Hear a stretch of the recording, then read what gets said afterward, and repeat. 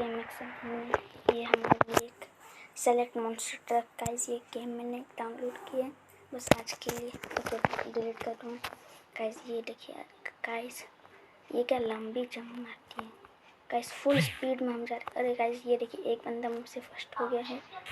अरे यार गाइस, ये गाड़ी बहुत दिक्कत देती है इस गेम में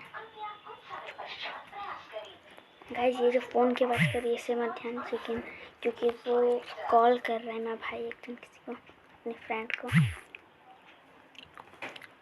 गाइस। ये देखिए गाइस, मेरे पास आपको अपना कलेक्शन भी दिखा दूँगा, उतना नहीं कल ही डाउनलोड किया हूँ ये इस गेम। और गाइस अगर वीडियो चली गई तो लाइक सब्सक्राइब ज़रूर करिए, और नहीं हो तो ज़रूर सब्सक्राइब करिए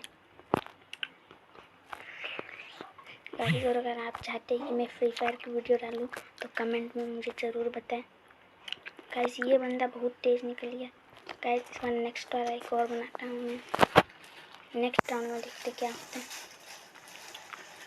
गाइस। ये हम क्लीन कर लेते हैं बलून।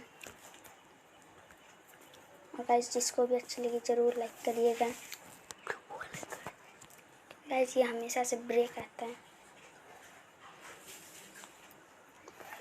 गाइस। बैटमैन हमने चुनी है गाइस। ये देखिए हमारे पीछे एक फौजी और एक,